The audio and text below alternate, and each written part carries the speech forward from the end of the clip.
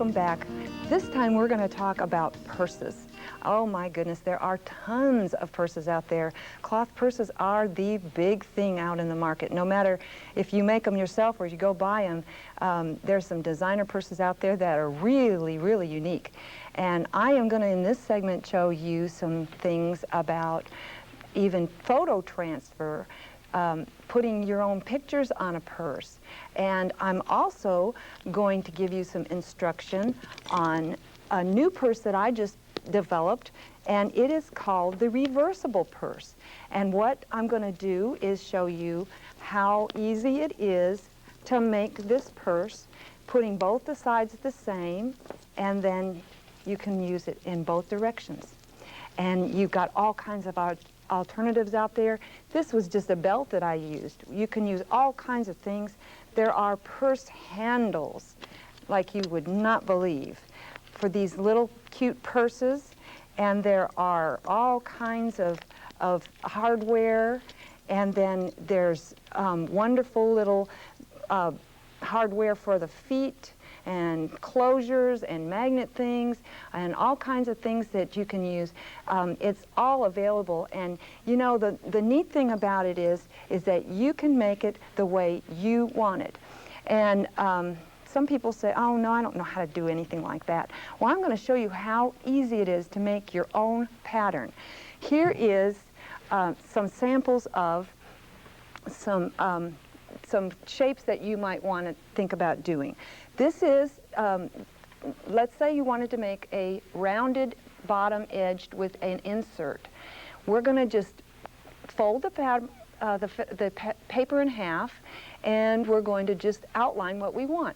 You could make this square or you could make this round. It doesn't matter, but it is perfect for anything, because you're going to, when you open it up, have exactly the same thing on both sides. This side and that side are going to balance. If you don't fold that paper, you're going to have something a little bit off, and it'll be not exactly correct. Then all you have to do is take your little tape measure and go all the way around here to the top. This is without seam allowance.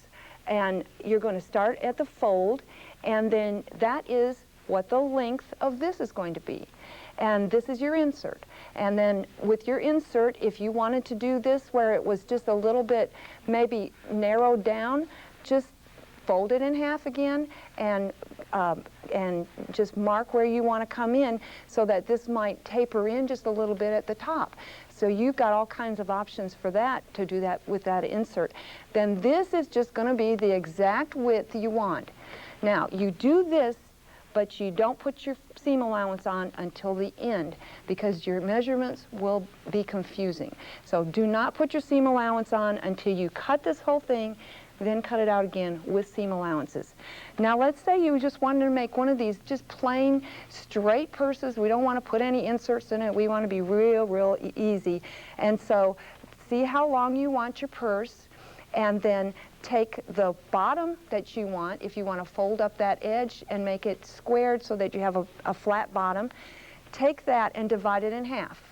And you're going to take, let's say I want it 3 inch. 3 inches about right for almost most purses on the bottom. And you're going to take and do 1.5 inches for your fold.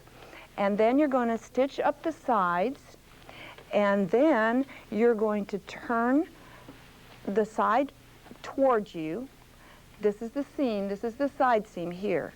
You're going to turn the side seam towards you, and with your ruler you're going to match up this line right here with the parallel of the ruler, and then you're going to take this line here so that you're sure that you have it straight. And so this is going to be 1.5 inches. And that will give you exactly a nice flat bottom.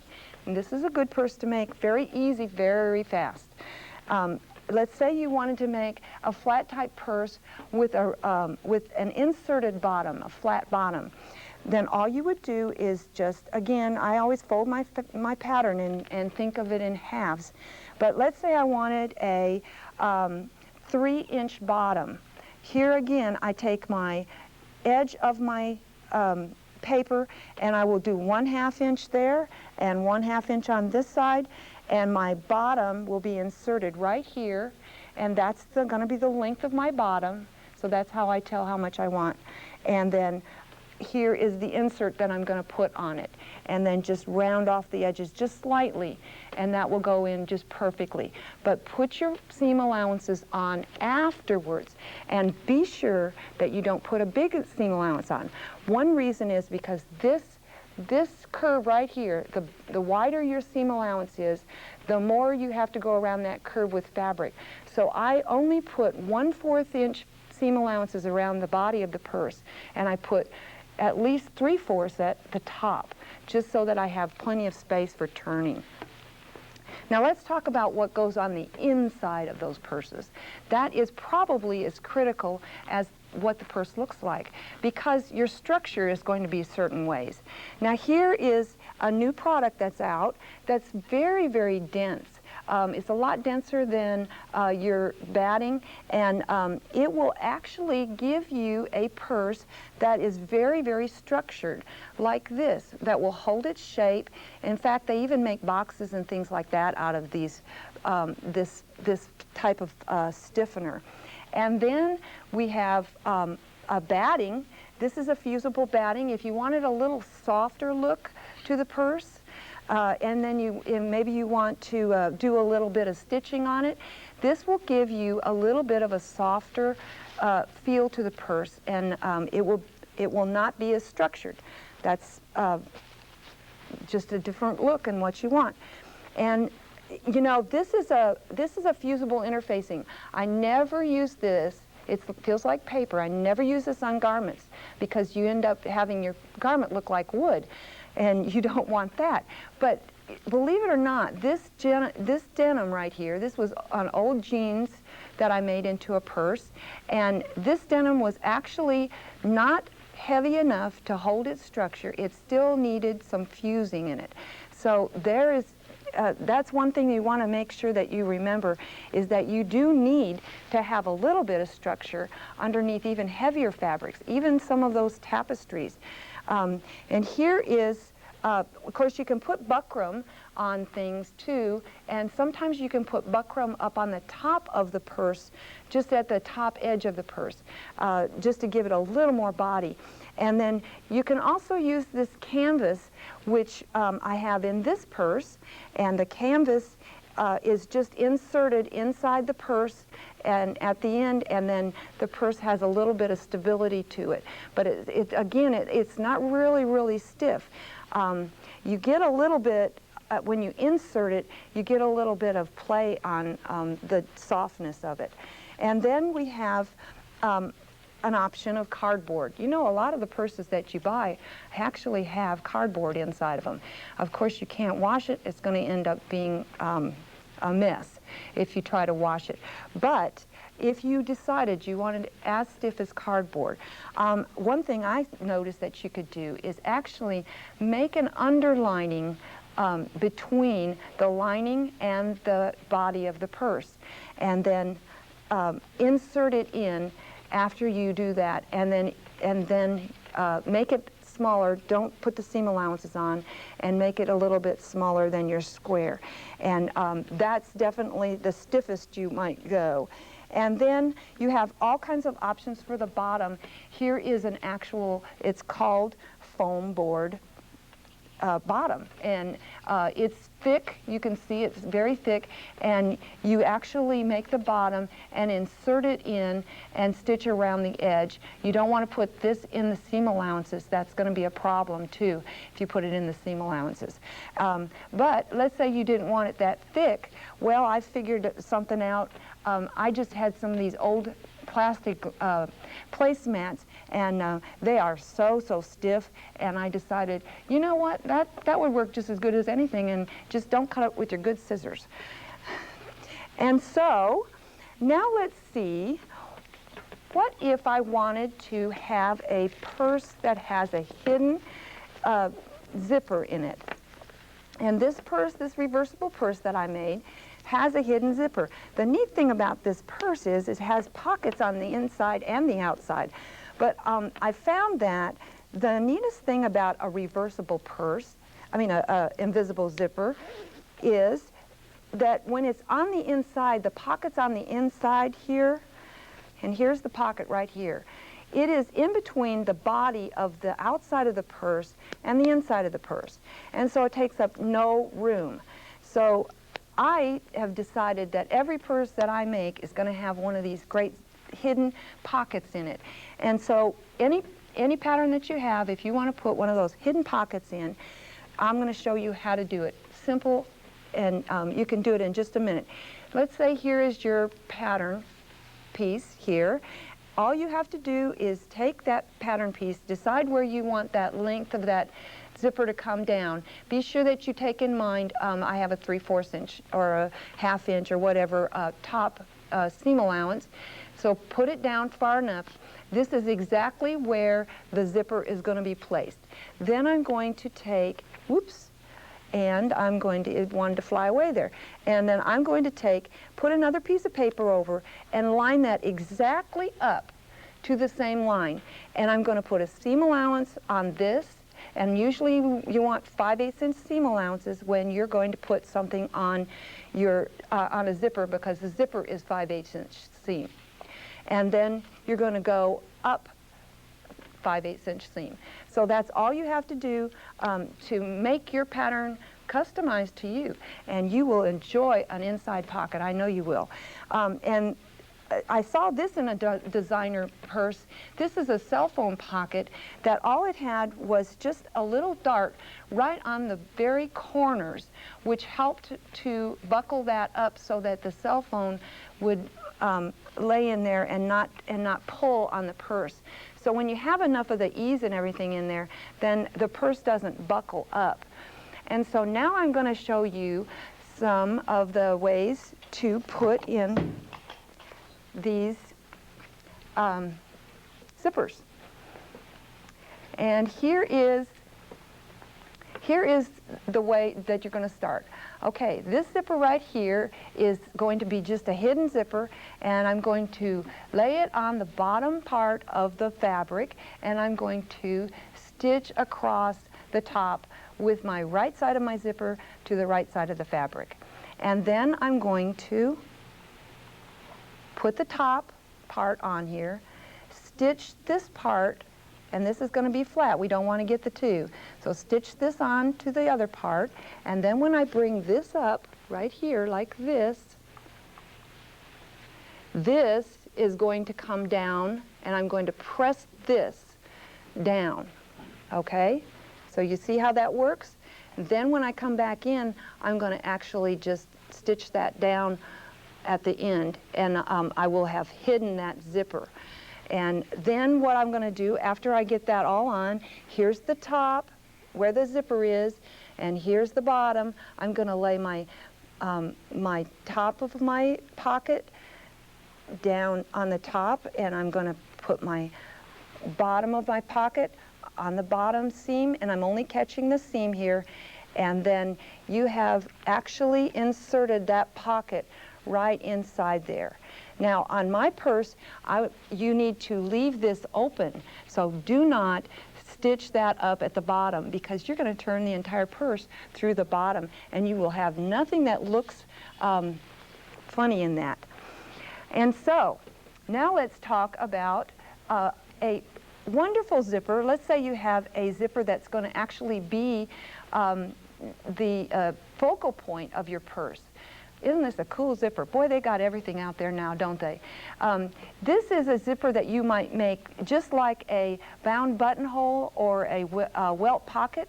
And what you will do is take this pattern, and you have to decide what exactly the width of that zipper is, and mark it out and be very, very precise about your lines.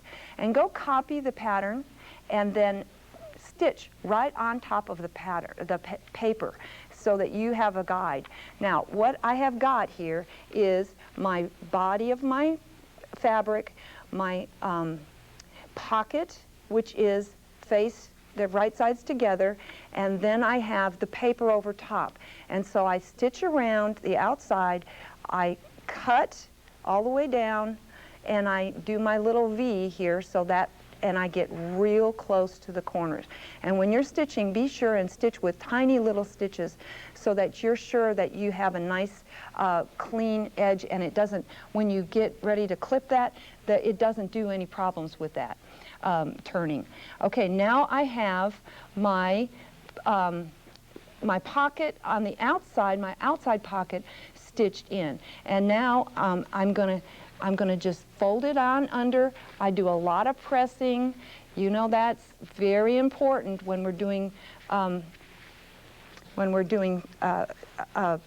sewing. We have to press. And then when I get ready to put this in, I will just inset this zipper.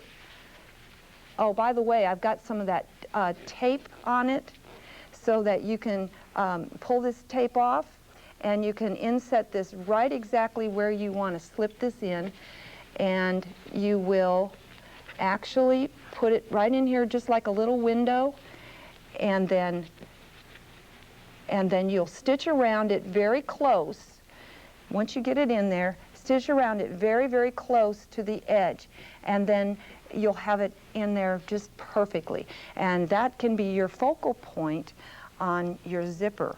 Now, let me go through some steps about how you're going to make this reversible purse, because there was something that I found in a book that they used a tape measure. Yes, you've seen this. This is your husband's tape measure in the garage. Uh-oh. Yes, it makes a great little closure for the top of this purse, and the reason that it works great is because nothing is showing on either side.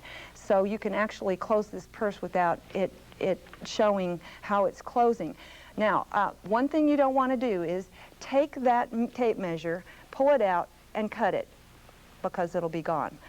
You definitely want to take the tape measure all the way out and cut it at the end, and then round it off with some tin scissors or whatever. Just don't tell your husband you're out there doing this, because he might get mad. But go to the dollar store or something and get one really cheap. And then also, this information was in a sulky book for embroidery, and she called it a clicker purse, and that's what you just heard was the clicking. She called it a clicker purse, and she suggests that you put some tape on the ends, and you definitely want to round this off or it will cut the fabric. But I found that if you put the tape all the way across, this is probably more important, because as you work this back and forth and you're turning this purse, it tends to work on that metal, and I have seen some holes come in that as you twist it. So I would suggest that you go one more step and actually cover that entire edge of that tape measure. All right, now let's see how we're going to insert this tape measure. We have now got it wrapped in our duct tape, and this is duct tape, by the way. And then I'm going to make a little casing, and the casing is going to set right on the inside with the seam allowance here. So you're not even going to see it at all. And then you're going to stitch down the edge, one side, and then you're going to put this in the little casing. And you see, you don't even have to stitch it down, so they're not even going to see any of your stitch marks. And then you'll close it back up and put it on both sides. So now there is your first step. Your second step is you want to be sure that you have your handles on, and you're going to go ahead and be sure and have those on now. And I actually turned this purse with the stiff handles, I actually turned that through the pocket also. And then this last step, all you have to do is take your two things that you have, put them right side together and put them in and stitch around the top, and your handles are going to be on the inside, and you're going to be all fixed up, and everything's going to be down inside, and that tape measure is right down in there, far enough, make sure that you tack it in far enough to go down inside the purse. And that is basically how you put together a real easy purse. So I hope I've inspired you to do something that's very popular out there. Now I hope you'll come back and watch the next show. We're going to talk about see it and sew it, designing something that you see.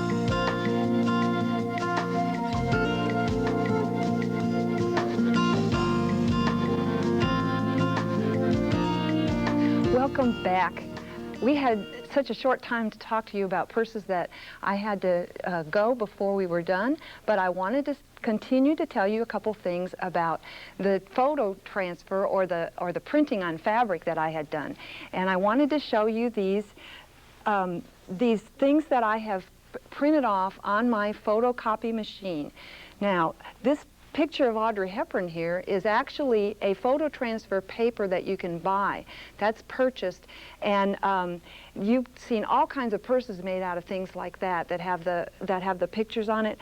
But I actually took some satin and I fixed it to a piece of freezer paper, and I also interfaced this piece, and then I put it on some freezer paper, and it actually makes a pretty nice shine depending on what you're wanting to do.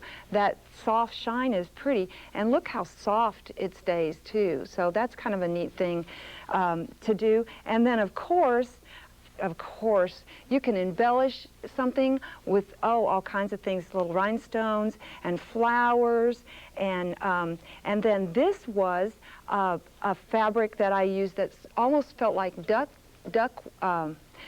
fabric, and that was again done the same way as I did the satin. And what I did was, before you cut out the paper, the piece of paper that you want to fuse it to some freezer paper, or I also have done it to interfacing, to fusible web.